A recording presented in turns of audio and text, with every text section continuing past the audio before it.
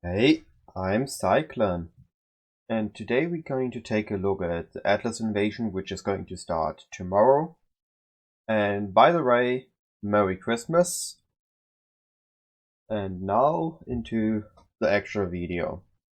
So, first thing I want to cover something that I noticed with the Atlas invasion, which GDG hinted upon, but actually did not specify. Then an assumption based on that. And lastly, the build that I think is going to be king for this content. And spoiler, it is the one that is being the king for the last few events as well.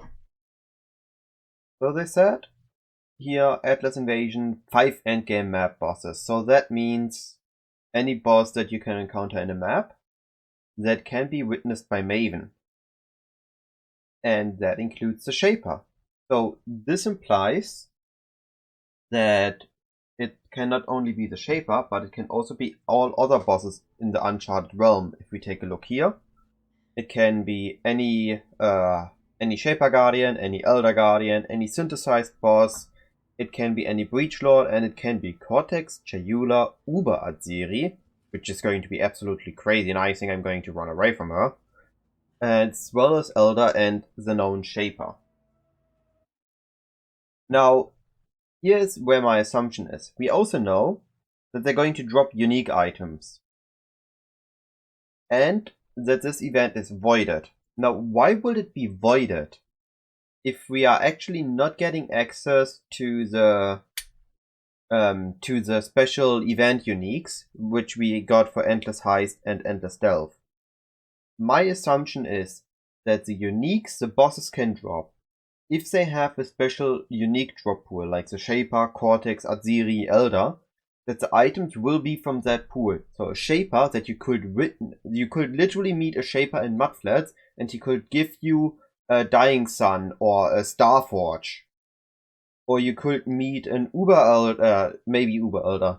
Maven can witness, but I think she always witnesses Elder. So let's say Elder. You can witness a normal Elder or a Cortex in Desecrated Chambers or in a T1 map, and Elder drops a Watcher's Eye and Cortex drops what was the name? A Bottled Face. I think that is the reason why this event is voided. And again, this is my assumption. This is not confirmed by anyone. I have not heard it from anyone either, so far at least. So this is purely on my own speculation in this case. Now, also, this is doable for standard and hardcore. So I want to mention that if you are able to trade and you are able to run with a buddy, so you could run it together with an Aura bot. If you run with an Aura bot, I think the build that is competing next to the king of this event, which is now the reveal, it is the Physical Trapper with Seismic Trap and Exsanguinate. He is proven to be the most tankiest build and survivability friendliest build, which you definitely will need for these bosses, as we've seen in the Gauntlet. And it's one of the cheapest build to start and easiest to run through the campaign and early maps, which is definitely good if you just want to push a specific amount of levels to get loot random drop pools, as we see here. And the only build that I think that can compete with these Phys Trapper, if you have an Aura bot, or maybe even without, is the well-known Toxic Rain champion. Or if you have an Aura bot, you could even go Trickster and go pure damage, or maybe even Occultist, focusing on Despair effectivity. Now that is an option that is doable with a duo, but I would not recommend doing it alone, so I will not make a specific build guide for that. If you are interested in running a Toxic Rain champion, look for Zizaran, a build guide for that, and if you are interested in the duo setup or an Aura bot, I will leave links to my videos about that in the description. And now, the final thing for this video, the actual build my variant for the Seismic Trapper. Honestly, there is no, this is pretty well explored, so I just string together some of my personal favorite notes on him and a mix between damage and survivability. That is what you can see here is the full DPS for Seismic Trap per second. This will be assuming you have 4, but it does not consider is that all the all the additional things you throw on drop, so it doesn't consider damage from the exsanguinate traps, and it doesn't consider that the seismic trap won't be just doing damage in 1 second, but in several seconds. So a total of seismic trap I think can do 4 or 5 million. I really don't know how much actual damage it can do in this regards with this tree and with item setup. For wait, I'm jumping points. I'm sorry. For the tree, I've made the leveling steps with always in jumps of 12 points, not levels, just points. So you can adjust if you think you need a bit more life. You can grab here Blood Drinker a bit early, or you could rush to get earlier on Herbalism. Or there's another life in Hired Killer and in Profane if you want to be more tanky. However, this is intended for softcore trade league, with a nice mix of damage and survivability. I made it up to level of 99, whereas when you get the final level in this event, I don't think you will play it further. For the Ascendancy choices, we're going to start with Perfect Crime, we're going to pick up Pyromaniac, and after that Born in the Shadows, and lastly we're going to get Chain Reaction. For the tree, we are going to start with Elemental, going for Trickery, even further, Trickery, Saboteur, Blood Siphon, and Elemental Focus. Then we're going upwards, getting Expeditious Munitions, and Written in Blood. And lastly, we're going to get over here and get Unstable Munition as well as Clever Construction. We can also pick up Recover 30 Life when your trip is triggered by an enemy, giving you a good amount of survivability. With the next levels, we're going for Hasty Reconstruction, which we can also pick up Skitterbot's Efficiency, and then we can go for Blood Drinker. Also, now we can do a respecking before we go for Blood Drinker. We can go for the physical nodes to get to Coordination, and then Will of the Blades and Fang of the Viper. However, Fang of the Viper isn't that needed. You could then go instead for Blood Drinker. Afterwards, we're going downwards, going to get Revenge of the Hunted and Master of Zapper. And finally, we're going to get our auras in, which before that we were still running pretty few hours. Now we can fit Grace in our full aura setup by having Skitterbot's Efficiency over here, Grace Efficiency and Generic Efficiency, as well as Charisma. We will be able to fit a War Banner, Flesh and Stone with Maim support, which we then going to switch on for bosses on Blood and can keep in Sand otherwise. However, if we have Born in the Shadows, we don't really need Sand. It would just be for less damage taken outside of the Sand range, as nearby enemies are always blinded from Born in the Shadows. And we can start taking not efficiency, spell suppression, and the mastery force critical strike chances increase, chance to suppress spell damage.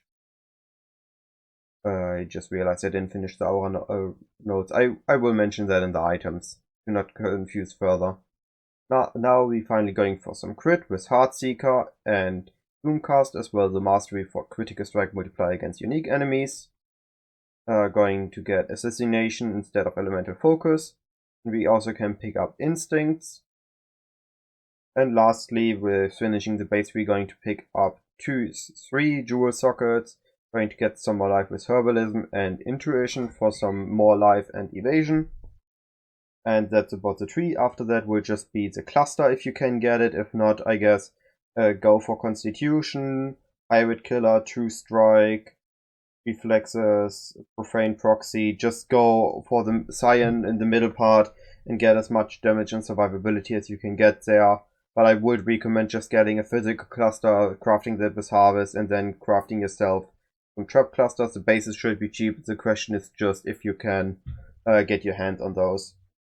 And yeah, and then some final adjustments on the tree. For our skill section, this is the endgame setup. For the leveling setup, you can check the notes. I've been fairly detailed there. Seismic Trap, Brutality, Life Tap, Triple Mind Damage, Advanced Traps, and Increased Critical Strikes. As well as if you can get your hands on an Awakened Brutality, it would be improving your damage. Even just a level 1 will be 1% damage, and if you compare it with level 5, 4% damage. It is a late game upgrade. We can take Exsanguinate traps with Trap and Mind Damage, Chain Brutality. It is a 4-link, however, if you take a look at the notes, it is noted that you either want to use the Deerstalker boots, or you want the Shaper gloves, which you then can roll for Trap support or Trap and Mind Damage support, so you have a 5-link in your gloves. You want a cast when damage taken setup with Immortal Call, also life tap and increased duration, so it's always working as we reserve almost all our life. We want Flame Dash with Arcane Surge. We want a Beer Trap for debuffing, and we want an Assassin's Mark for our curse. Auras now the final Aura setup. Early on you use Skitterbots and then War Banner or Pride, and once you've hit all your auras you can use Skitterbots, Flesh and Stone, Maim, Grace or Wall Grace, and then War Banner. That will be 4 auras, and everything fits perfectly, as I can show in game. I go to my hideout. You can see that I have don't have this one. I have Skitterbots efficiency here, I have Grace efficiency, and I have Charisma with generic efficiency. I fit War Banner, Skitterbots, Grace, and Flesh and Stone, with a bit of mana remaining for my Flame Dash, for my Beer Trap and Assassin's Mark. And Seismic Trap as well as Exsanguinate is on my life, so I will always be able to throw my mines, and the mana should regenerate fast enough to use our Flame Dash, Assassin's Mark, and Beer Trap. So perfectly for survivability and damage. And I think that's been everything that I wanted to mention. Quickly, the items. We can use a Tabular, preferable with Trap and Mind Damage. We can use the Deerstalker boots until we get Shaper gloves. We don't need a Cold Iron point, just get a wand with crit chance for spells and spell damage, or whatever increases your damage overall. Of course, Cold Iron point is more damage, but it is also a lot more pricier, and again it's a question of if you can actually first afford it, and second if there is supply for it. And outside of that, we just want life and resistances. We do want to improve our bossing damage by quite a bit. A Diamond Flask of Piercing, so with increased critic strike chance doing Flask effect, and an Enkindling Orb on it. It should give us two charges on bosses, but bosses also give you charges afterwards, so as long as you time it correctly, you should be able to utilize that correctly to kill Cyrus or any big boss that you can encounter. It's just a quick boost for damage, as even if you encounter the bosses in maps, or if you do a big boss like Cyrus or Conqueror, that you have 1 to 2 charges for this to kill the final phase with. Lastly, from our jewels, we really just want life and crit multi, any form of dual wielding, spell crit multi, or what was the other one, a generic crit multi, and we want one with corrupted blood immunity. For leveling setups, please again refer to the notes for your skills. I will not go over that, the video is getting long enough. And all that being said, I hope this was informative. I hope you will have fun running Atlas Invasion. Let me know in the comments if you're going to run it or if you're going to skip out of it. And I wish you a great day.